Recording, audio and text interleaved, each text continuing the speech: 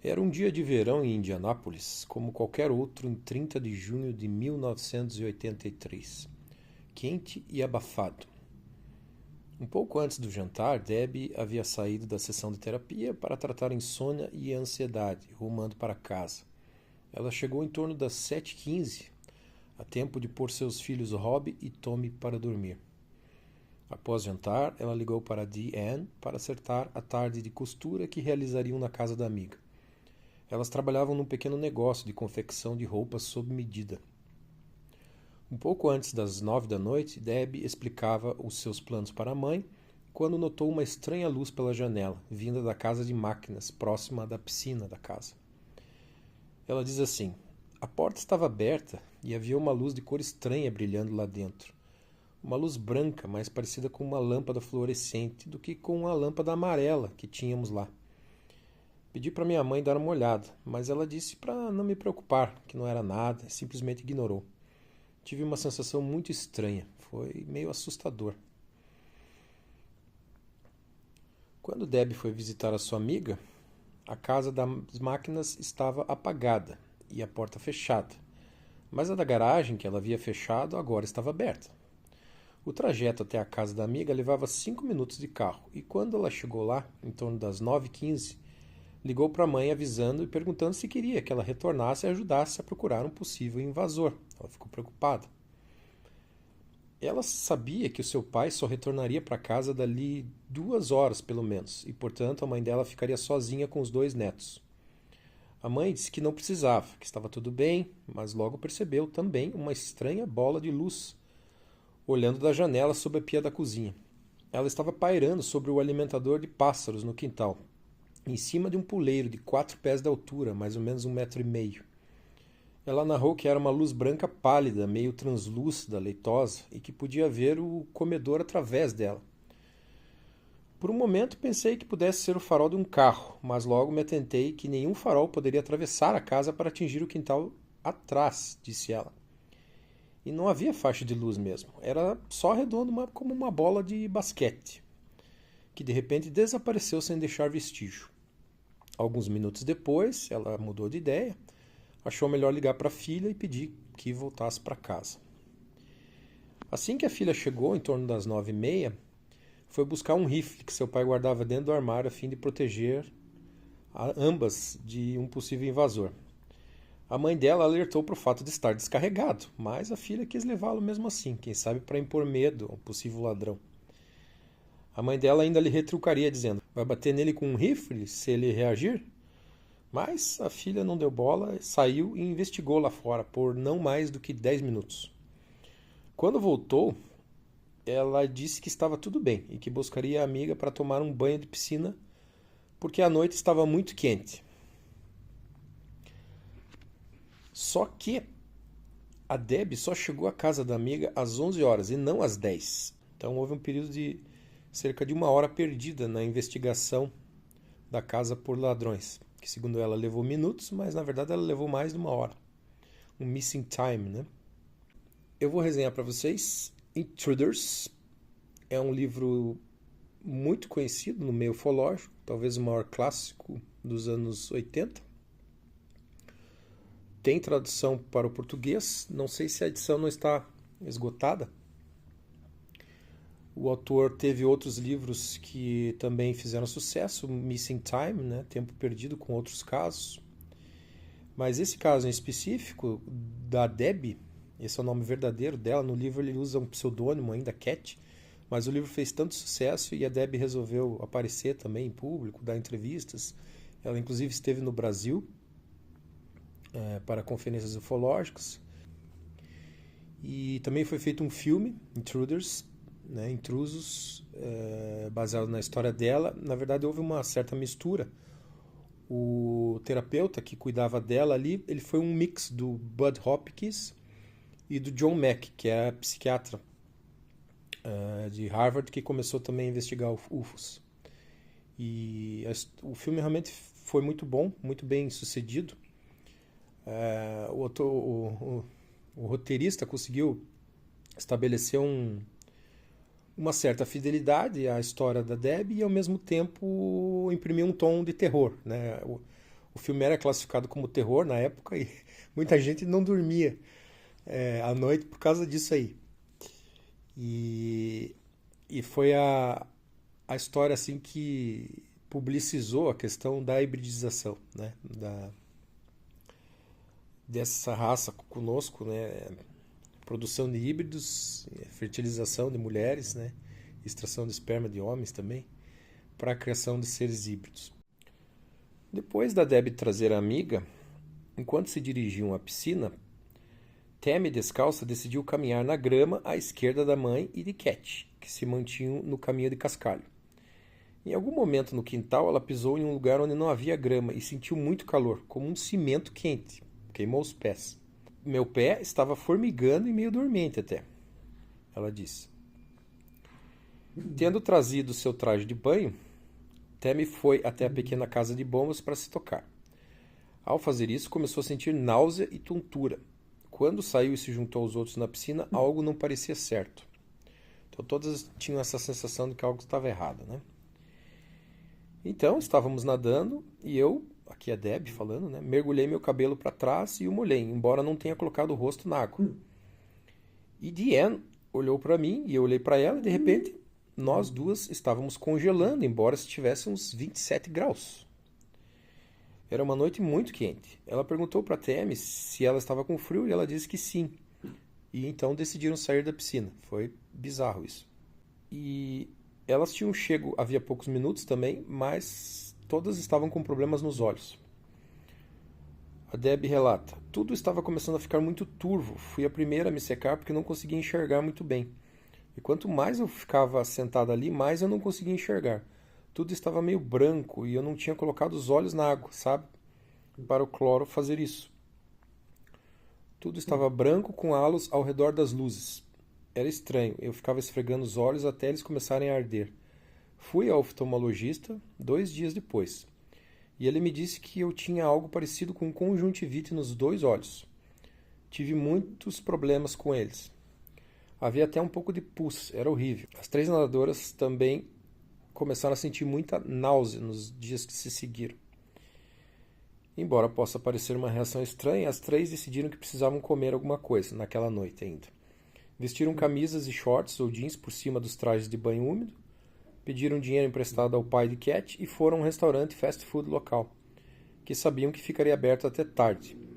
Quando chegaram, a náusea havia piorado, então em vez de pedir comida, simplesmente deram meia volta e retornaram para casa. Estavam atordoadas, né? Os vizinhos Joyce e Bernie Lloyd, eles relatariam ter visto luzes entre as árvores que separavam as 2 residências e tremores que imaginaram decorrer de um pequeno terremoto naquela noite. Ficaram muito assustados com o episódio. Além dos relógios da casa de Deb terem sofrido todos uma espécie de reset por algum efeito magnético, uma estranha marca no jardim foi deixada. Então aí vocês veem 3 fotos que foram tiradas em épocas diferentes. A primeira, a de cima, há alguns dias do evento. A segunda do meio, há alguns meses do evento. E a terceira, há 1 ano. Então, não nascia mais grama ali. Ela começou a morrer nos dias seguintes e em 4 de julho um desenho já era visível. A cerca viva, próxima ao alimentador de pássaros, também começou a secar. E o pai de Deb precisou cortar todas as plantas até a raiz para que crescessem novamente. Na primavera foram plantados alguns pés de tomate, mas os frutos amadureceram de modo muito esquisito. Se tornaram farinhentos, com tamanho anormal, e não podiam ser comidos. A Deb também sofreu perda de cabelo e uma dor no ouvido direito, com perda discreta da audição. Os indícios apontavam para efeitos de radiação. Em outubro de 1983, a Deb foi a Nova York conhecer o Bud Hopkins, que então já havia iniciado suas investigações. Ele trabalhava com hipnose, com uma colega, né, doutora Aphrodite Clamar, para tentar ajudar essas pessoas, porque a psiquiatria e a psicologia não estavam, elas não tinham nenhum retrospecto prévio de tratamento, né? A investigação inicial na DEB, em específico, se concentrou numa experiência de sonho lúcido de 1979 e um segundo evento. Como a lembrança consistente a respeito estava fragmentada, foi utilizada a hipnose para resgatar os trechos esquecidos e superar bloqueios que pudessem estar afetando as recordações. A doutora Aphrodite Clamar conduziu as 2 primeiras sessões e Hopkins as demais. Algumas primeiras tentativas de transe se depararam com um medo similar ao da morte, muito intenso, que a paciente experimentava. E a partir do momento em que ela se via percebendo a estranha luz na casa de máquinas, próxima à piscina, pela janela da cozinha, ela sentia esse pavor e acabava querendo sair do transe, pedindo para sair. Era um misto de pavor e autopiedade, ela mesma implorando para ser despertada e evitar prosseguir. O Hopkins, depois de algumas sessões, conseguiu convencê-la de interpretar o medo como uma voz externa a ela, mas ela continuava ameaçando de morte verbalmente a si mesma. Daí para não tal bloqueio, né, hipnótico que ela sofrera. A sessão de 30 de junho de 1983 só pôde ser retomada daí em novembro de 84. Embora a primeira sessão tenha sido frustrada, a Debbie relatou que após aquele dia, fragmentos de memória lhe vieram à consciência de forma espontânea. O Hopkins explicou, né, ele explica no livro, que se trata de um fenômeno bastante comum. Você faz a tentativa de hipnose, tanto frustrada quanto não, e a partir daí começa a haver um despejo do inconsciente. Né? Essa procura, esse ímpeto de procura da memória e o relaxamento, né, que é propiciado pelo transe, ele acaba permitindo, né, esse extravasamento do inconsciente. Ela se lembrava de estar parada na porta da garagem e olhar para o quintal, para uma nave em forma de ovo, apoiada em 4 pernas articuladas. Também se lembrava de uma bola de luz com menos de 60 centímetros de diâmetro que parecia se mover para cima e para baixo em seu corpo, irradiando-a dolorosamente com luz, enquanto ela permanecia paralisada e incapaz de responder. Era uma lembrança particularmente perturbadora e extremamente vívida. O rápido esboço que ela fez do OVNI, mostrando a parte dele que era visível enquanto ela estava na porta, assemelha-se muito à nave em forma de ovo, em um caso pouco conhecido de abdução na África do Sul, do qual eu não tinha conhecimento na época, aqui o Bud Hopkins explicando. Né? Mais importante ainda, o OVNI, como ela se lembrava, estava localizado exatamente acima do círculo queimado em seu quintal. Então ela diz assim: acendo a luz da garagem, enfio a arma e grito: eu tenho uma arma e você tem 3 segundos. Então entro e está tudo quieto, parece bem. Até olho atrás de um armário e de uma pilha de colchões. Sinto algo estranho, uma espécie de formigamento pelo corpo e minha cabeça começa a doer. Muito calor. Preciso sair da garagem.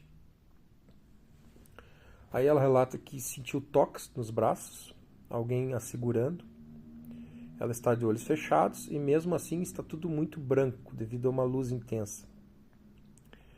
Ela sente algo raspando no braço, alguém a está cutucando o ouvido e está doendo muito. Ela não consegue mover o braço. Antes disso, o Bud Hopkins daí pergunta: antes disso, quando você saiu da garagem, quero que você lembre e me conte o que aconteceu. Daí ela comenta: há 6 criaturas no escuro, no quintal. Eles formaram uma linha e foram desaparecendo, e só sobrou um. Ele disse o meu nome, ele me tocou no pescoço. Parece agora que já faz muito tempo desde aquele dia de setembro de 1983, quando recebi a carta original de Cat, aqui é o pseudônimo, né, sobre os eventos em seu quintal e as informações sobre a experiência de desaparecimento de sua irmã. Nos meses que se seguiram, o caso assumiu uma dimensão cada vez mais ampla, quase épica, e agora envolve diretamente mais de 20 pessoas, 4 das quais, sob hipnose, se lembraram de encontros de abdução por OVNIs. Então, esse caso teve muita repercussão, a mídia quis entrevistar ele também, e outras pessoas se sentiram mais confortáveis, né? Principalmente mulheres, de procurar o Bud Hopkins e relatar seus casos. Outros 2 sujeitos hipnóticos se lembraram do que consideram serem parte de um cenário de abdução, mas permanecem por uma razão ou outra parcialmente bloqueados em suas lembranças. 7 descreveram com considerável detalhe avistamento de OVNIs, aparentemente na mesma área. a baixa altitude. Aí ele comenta de um outro encontro deles. Cat foi a New York para mais uma sessão de hipnose. A viagem de Indianápolis leva a noite toda. Quando chegou, estava muito cansada, com sede, com fome, precisando de um cigarro e um banheiro feminino. Depois de cuidarmos disso, voltamos ao meu estúdio em Chelsea de metrô.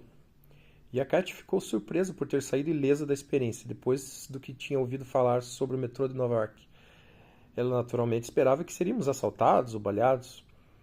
Curioso sobre a fonte de suas informações, perguntei se já tinha estado em Nova York. E ela disse com um brilho nos olhos que não, mas que tinha visto muitos filmes de Charles Bronson. E o Bud Hopper simpatizou muito com ela por causa disso, né? Uma das coisas que ele discutiu com a Cat na primeira tarde juntos foi o seu histórico médico, que era terrível.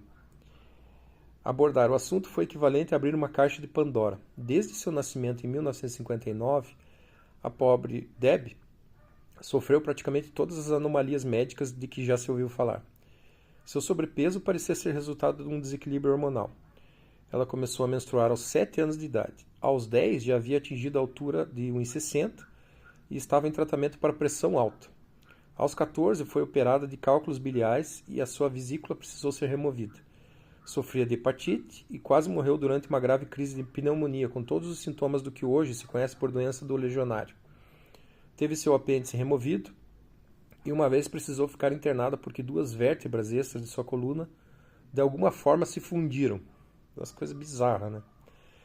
Logo no início de 83, ela foi hospitalizada com o que parecia ser um ataque de asma. Um pulmão entrou em colapso e ela foi tratada com um dilatador brônquio intravenoso. Sofreu uma aparente reação alérgica à medicação e passou as 2 semanas seguintes no hospital. Após os eventos traumáticos do verão de 83, a Cat começou a apresentar sintomas de arritmia cardíaca e, em certa ocasião, o batimento irregular foi tão perturbador que os paramédicos tiveram que ser chamados. A história dos problemas de saúde de Cat, Deb, é longa e deprimente, o que torna sua coragem e resiliência física ainda mais notáveis. Em 83, os médicos tinham certeza de que ela havia contraído doença de Cushing, visto que apresentava todos os sintomas, mas os resultados dos exames, felizmente, foram negativos. Hipoglicemia, hiperadrenalismo e pressão alta são problemas crônicos nela, e reações alérgicas a certos medicamentos também agravaram as dificuldades. Quando ela fez a apendicectomia, o cirurgião também removeu alguns cistos nos ovários. E embora uma histerectomia tenha sido cogitada, ela finalmente não foi realizada. O parto do filho mais novo de Cat, Tommy, foi tranquilo, sem intercorrências. Mas o seu primeiro filho, Robbie, quase não sobreviveu. Ele nasceu 2 meses prematuro por cesariana, após Cat sofrer insuficiência renal súbita. O coração de Robbie parou 2 vezes durante o parto e ele sobreviveu na unidade de terapia intensiva, ficando em recuperação. No ano de 77, ela conheceu e logo se apaixonou por seu futuro marido. Fizeram planos para se casar na primavera de 78. No entanto, Cat percebeu que estava grávida no início de 78. 4 testes de sangue e ureanálise positivos confirmaram o fato. Ela estava eufórica, assim como seu noivo, e a data do casamento foi antecipada em alguns meses até. As coisas estavam indo bem e seu corpo estava começando a passar por mudanças sutis. Até um dia de março, quando a Deb acordou com o que parecia ser um fluxo menstrual normal. Sua mãe garantiu que tais coisas às vezes aconteciam e que ela não deveria se alarmar muito. Mas uma visita ao médico confirmou o seu medo. Ela não estava mais grávida. No entanto, não houve nenhum aborto espontâneo aparente, nenhum vestígio físico que atestasse um aborto natural. Ela simplesmente não estava mais grávida. Seu médico ficou muito perplexo. Mas, para Cat, a experiência foi verdadeiramente devastadora. Ela estava bastante nervosa com a hipótese, então o Dr. Clamar teve cuidado redobrado ao induzir o transe e garantir que ela estivesse confortável. Cat falou muito pouco. Viu as 2 pequenas figuras de rosto pálido em pé ao lado de sua cama, exatamente como em seu sonho. Seu medo era agudo e pediu para ser colocado em um transe mais profundo. Mas ao final dessa primeira sessão, pouquíssimas imagens adicionais lhe vieram à mente. Então estava tudo bloqueado ainda. Ficou claro para todos nós que teríamos que fazer uma segunda tentativa de explorar essa experiência em outro dia, quando Cat estivesse menos cansada e ansiosa. Houve, no entanto, um desenvolvimento físico interessante. Mais de uma vez durante a hipnose, a Cat reclamou que sua garganta estava estranha e desconfortável, como se contivesse vestígios de um líquido pingando. Ela frequentemente engolia e pigarreava. Durante a sessão seguinte, o motivo de seu desconforto tornou-se vividamente claro. Era sangue. Nossa segunda sessão ocorreu na tarde de domingo. Novamente, a doutora Clamar fez uma longa e cuidadosa indução e, mais uma vez, retomamos ao sonho de Debbie, de 78, com as duas pequenas figuras em seu quarto no sótão. Mas dessa vez a sequência de eventos se ampliou dramaticamente. A Cat se lembrou de acordar ao lado do marido adormecido e, por algum motivo, de ter saído da cama. Ela não descreveu ter visto as pequenas figuras naquele momento, então imaginei que o momento em que ela estava revivendo ocorreu antes ou depois do confronto. Ela descreveu ter ido até a cozinha do pequeno apartamento e ficado em pé perto da pia, como se estivesse esperando por algo. Após uma longa pausa, sentiu-se flutuando confortavelmente, com os olhos fechados, sem enxergar nada. Parecia estar deitada e então disse que estava sendo tocado e examinado. Em seguida, se contorceu em óbvio desconforto ao descrever duas sondas finas pressionando suas narinas. Doeu quando elas pareceram penetrar na região dos seios da face. Ela pigarreou, engolindo em seco ao sentir algo pingar no fundo da garganta. O gosto era amargo e metálico. Era sangue. Várias outras lembranças físicas se seguiram. Pressão no abdômen, no pescoço, por exemplo. Finalmente abriu os olhos e viu a pequena figura de pele acinzentada em pé ao lado da mesa em que estava deitada. Ela obviamente não estava mais em seu quarto. Os enormes olhos negros do homem a fitavam. Ela se sentiu bastante assustada e estranha e quase simultaneamente tranquilizada. Não houve comunicação além da sensação de que não seria machucada. Além das dificuldades para engolir e pigarrear, pareceu calma por vários minutos. Então, ela se assustou mais uma vez ao reviver seu sonho de acordar na cama com as duas figuras em pé por perto, segurando a caixa cintilante. Estava claro para mim agora que na manhã seguinte a essa experiência, Cat se lembrava como um sonho apenas do fim de sua experiência de abdução, e não de seu início ou meio. A figura cinza entregou-lhe a caixa, dizendo-lhe para olhá-la, e então a levou embora com a observação, transmitida telepaticamente, de que quando ela a visse, novamente entenderia seu propósito.